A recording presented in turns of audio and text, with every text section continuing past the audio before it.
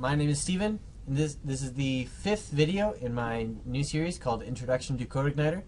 In this video, I'm going to take everything we've learned so far, use it, and we're going to build a simple little calculator in CodeIgniter.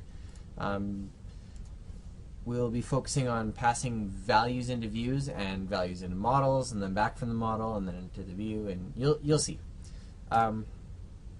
Okay, so we'll pick up where we left off last time. First thing I want to do is just delete this because I don't need it anymore. We're not going to be using it. Second thing is I want some new variables. Just simply quotations var1, and I'll make this 2, and then because I'm in PHP-ED, I'll press Control-D, and then I'll just copy the line. var2, and we'll make this 8.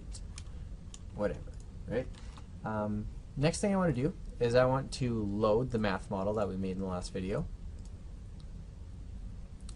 So what I'll do is I'll go this, load, model, math, and then I want to, I will do that in a second here. Okay.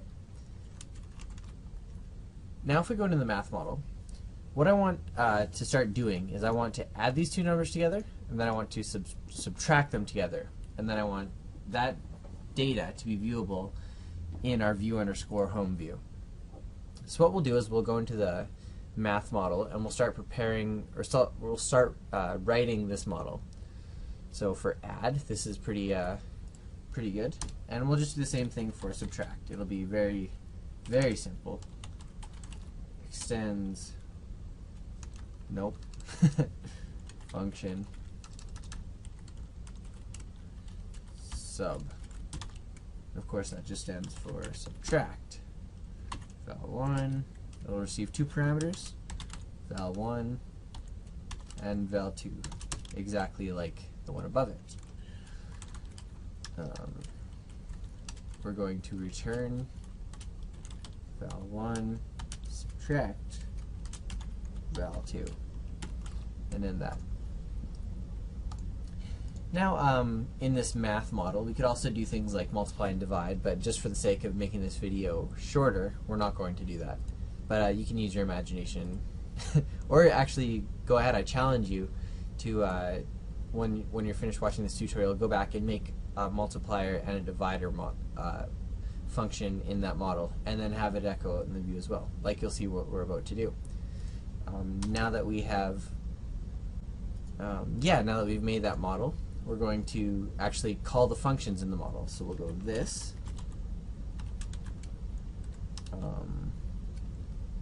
math, add, and the two parameters we're going to pass in are the data var1 and data, there should be a comma, var2. We're passing those two parameters. What it's going to do is it's going to add them together, and then going to make a new variable here. And it will also be an object in this array, and this will be the add total. So the total of what we're adding together will be what is returned from this function in the model.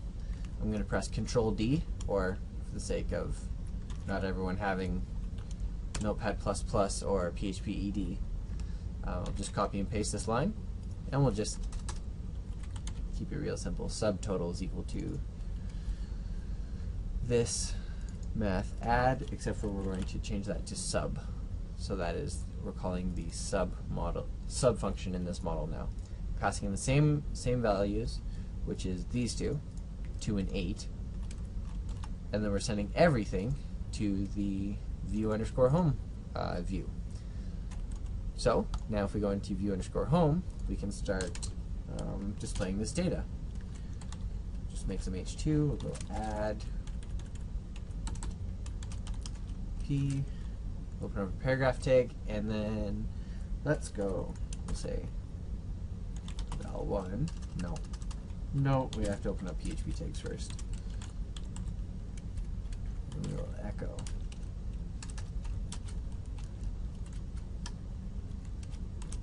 val1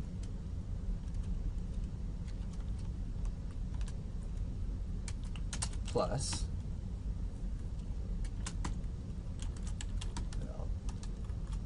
val2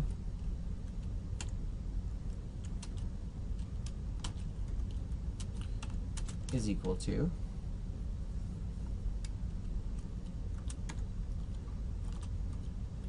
add total. Now, I'm hoping this is going to make sense. What I'm doing here is all I'm doing is echoing out val1, val2, and add total. Like I said, or like I taught in the last video, when you pass an array into a view, all of the objects in the array become variables in the view. So var1, even though it's an object in the data array, is actually becoming a variable in this once it's passed into the view. So when I just reference the variable val1, it's directly referencing actually 2, or this object in this array. We'll do the same thing for subtracting. I'm just going to copy and paste this. Keep the video nice and short. Subtract, and then just subtract that and go subtotal. Even though it's not actually the subtotal, it's the subtraction total, but that's just how I named it. So if we save this and then we go into our local host and run this, we have problems. And that is because I'm saying var1 in the controller and val1 in the views. So we're just going to go and change that.